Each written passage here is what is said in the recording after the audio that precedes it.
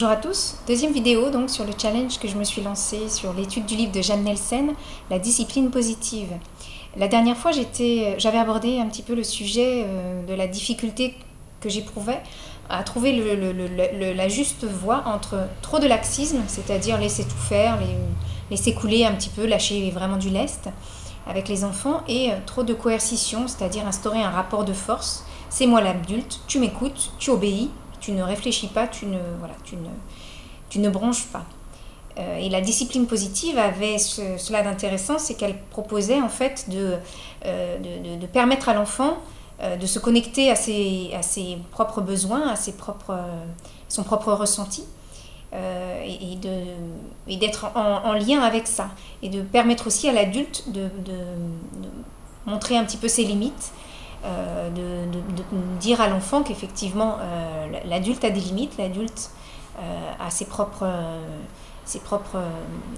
garde-fous, on va dire, et va permettre ainsi à l'enfant, donc en connexion l'un avec l'autre, de trouver une voie où l'enfant va se responsabiliser, l'enfant va coopérer parce qu'il sera valorisé dans le rapport qu'il va y avoir pour trouver des solutions, pour trouver des chemins et trouver quelque chose de positif avec l'adulte et trouver une solution positive aussi avec l'enfant. Donc la discipline positive est intéressante parce qu'elle permet d'être bienveillant. Elle ne signifie pas, ce qui est dit dans le livre, de céder à toutes les demandes, c'est-à-dire de dire oui à tout, d'être un petit peu béni oui-oui, de permettre à l'enfant d'assurer ses exigences, ses quatre volontés, un petit peu l'enfant roi.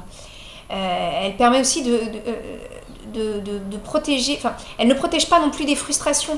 Les frustrations, j'ai un petit peu de mal avec ça, avec mon enfant aussi. C'est vrai que apprendre un petit peu la frustration, c'est aussi permettre à l'enfant de pouvoir gérer dans sa vie future, dans sa vie actuelle bien sûr, mais aussi dans sa vie future, que la société, le monde dans lequel on vit n'est pas toujours... ne répond pas toujours à toutes nos exigences, à toutes nos volontés, à tout notre libre arbitre, que parfois il faut savoir aussi s'accommoder de situations qui ne sont pas toujours simples. Elle ne signifie pas non plus gâter avec excès, c'est-à-dire que la discipline positive, elle est là pour instaurer quelque chose de manière juste, dans le respect de chacun des deux individualités, ou de plusieurs individualités, mais vraiment de manière juste, de manière centrée. Et elle ne signifie pas non plus d'intervenir tout le temps. C'est-à-dire qu'en permettant à l'enfant de trouver des solutions, de devenir un petit peu autonome, de se responsabiliser, eh bien l'adulte se met en retrait un petit peu et permet donc tout cet espace entre guillemets de liberté, mais dans un certain cadre. Donc il faut bien sûr valider le ressenti quand on a des comportements un petit peu vifs ou même un peu plus musclés. Donc de valider des ressentis, de se connecter à soi donc, et d'avoir confiance en les enfants qu'on a en face de nous. Ils pourront survivre aux déceptions qu'ils vont vivre.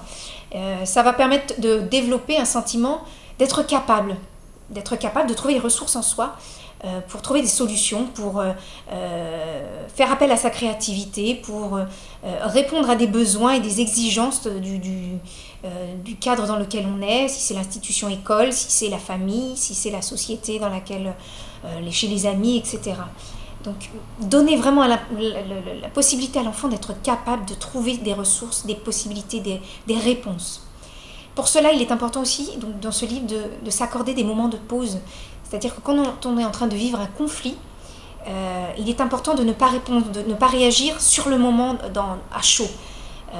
Mon enfant m'a mal répondu, mon enfant a renversé quelque chose, mon enfant a fait entre guillemets une bêtise, même si quand on est en train d'apprendre, on fait des erreurs et puis on est un peu maladroit. Voilà. De ne pas répondre, de ne pas réagir à chaud. S'il m'a mal répondu, ok, voilà, je vais lui montrer que non, je ne suis pas d'accord. Okay. Là, ce que je te propose, c'est que la situation, on ne la règle pas tout de suite. Je vais prendre 5 minutes pour aller me calmer un peu parce que là, je sens que ça monte un petit peu là au niveau de l'énervement.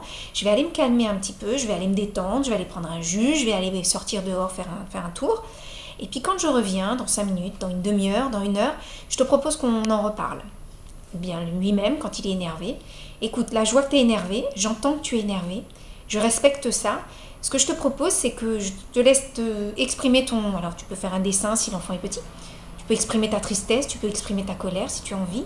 Tu peux aller taper sur un coussin, pas sur ton frère, c'est sur ta soeur ni sur moi. Tu vas aller calmer un petit peu tout ça et puis je te propose qu'on en reparle quand tout ça sera un petit peu redescendu. Donc un temps de pause, c'est important. Et parce que dans l'immédiateté, on n'agit pas rationnellement. On est vraiment à chaud, on est vraiment sous...